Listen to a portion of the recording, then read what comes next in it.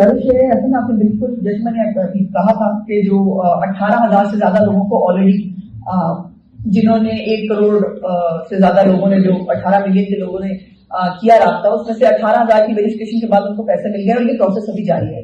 जहां तक बात है पेट्रोल प्राइसेस की, आप जिस कह रहे हैं ये एक बहुत बड़ी तकलीफ है, ये एक बहुत बड़ा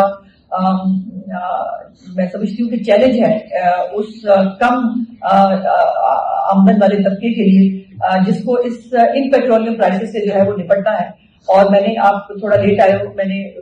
गुजारिश भी की थी, आपने खुद भी रिपोर्ट किया अपने चैनल्स के ऊपर, आज एक दिन के अंदर तकरीबन 23% तक का इजाफा दोबारा हुआ है इंटरनेशनल मार्केट में पेट्रोलियम प्राइसेस से। अब ये एक प्रॉब्लम है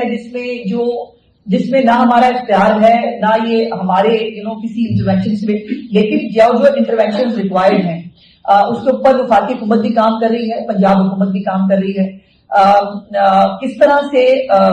जो कम आमदन वाला तबका है उसको फैसिलिटेट किया जा सकता है, इस पर चीफ मिनिस्टर साहिबा डेली के हिसाब से इसके ऊपर जो है वो काम कर रही हैं। इंशाल्लाह कोई वर्केबल प्लान हम आपके साथ जरूर शेयर करेंगे, क्योंकि पंजाब के लोग जब बिजली के बिलों से परेशान थे तो आपको याद होगा कि उस वक्त चीफ मिनिस्टर साहिबा ने उनको पर यूनिट सब्सिडी दी थी और उसके ऊपर बकायदा बाय द वे हमारे ही दूसरे सूबों की हुकूमतों ने जाके IMF को शिकायत की थी कि ये देखें ये क्या हो रहा है। हमारे मुल्क में हर काम पॉइंट स्कोरिंग के लिए होता है।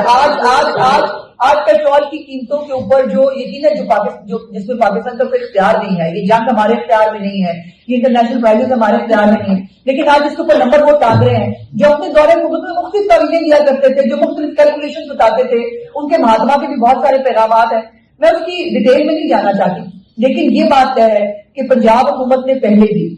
जो कम आमदन वाले तबके हैं जहां जहां उनको रिलीफ मैक्सिमम पॉसिबल हुआ, जैसे ये जो सारी कार्रवाई आपको बताई है ये रमजानों मुबारक में कम आमदन तबके को ही फैसिलिटेट करने के लिए थी और चीफ मिनिस्टर साहिबा इसके ऊपर बहुत मेहनत से काम कर रही है। इंशाल्लाह मुझे लगता है कि कुछ आने वाले दिनों में एक वर्केबल प्लान आपके साथ